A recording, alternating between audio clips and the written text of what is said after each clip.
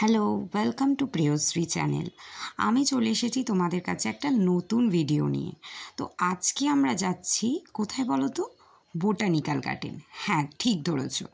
তো এই বোটানিক্যাল গার্ডেনে যাওয়ার সময় আমরা এই ক্যারি রোডের রাস্তাটা দিয়ে যাচ্ছিলাম আর চলে এসেছি বোটানিক্যাল গার্ডেনে।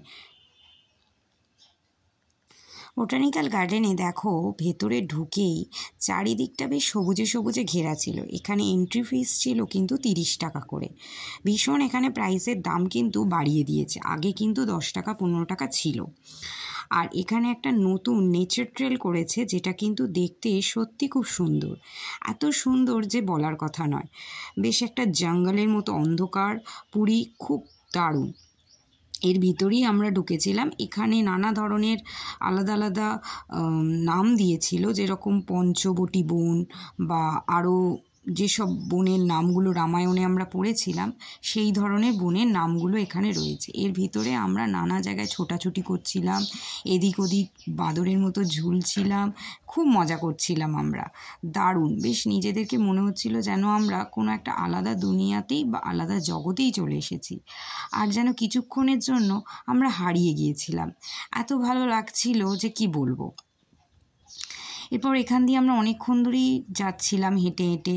এই জঙ্গলটা অনেকটাই বেশ বড়, এর চারিদিকে অনেকগুলো পথ আছে, এদিক ওদিক করে চারিদিকে নানা ধরনের পথ তৈরি করেছে ছোট ছোট রাস্তা কেটে।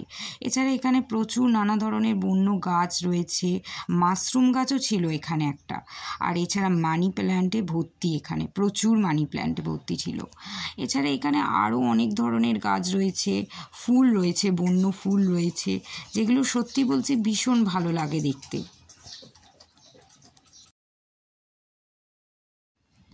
এরপর দেখো, এখানে আমরা আরও ভেতরে ঢুকছিলাম। ভেতরটা আরেকটু গভীর লাগছিল যত ভিতরে যাচ্ছিলাম, এবং এখানে আরও যেন চারিদিকে গাছে গাছে ভর্তি।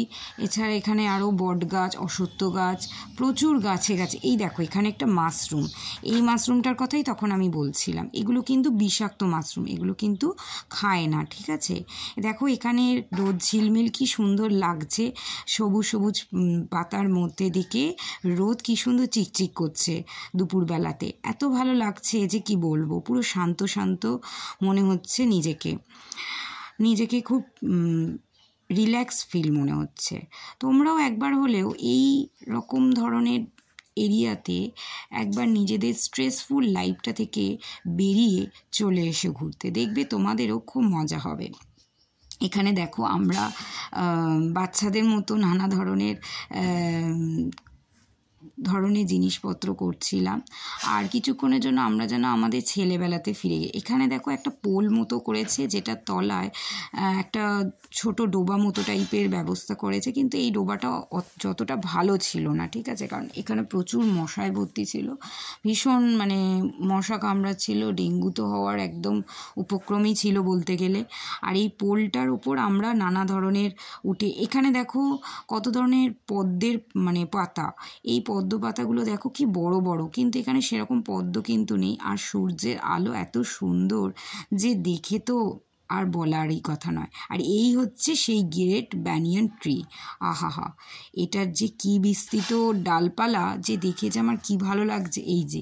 এই সেই তার ডালপালা চারিদিকে ছড়িয়ে ছিটিয়ে একাকার করে রয়েছে চারিদিক। পড়ন্ত রোদ যাচ্ছে বিকেলে বিদায়, এত সুন্দর লাগছে যে কি বলবো। চারিদিকটা মনটা বেশ মুক্ত মুক্ত লাগছে।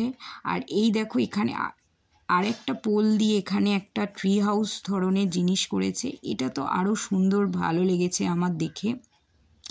চারিদিকটা এত সুন্দর ঝিলমিল করছে, পাখির ডাক, কোকিলের ডাক, নানা ধরনের। এখানে টিয়া পাখিও অনেক, প্রচুর টিয়া পাখি এদিক ওদিক উড়ে বেড়াচ্ছে।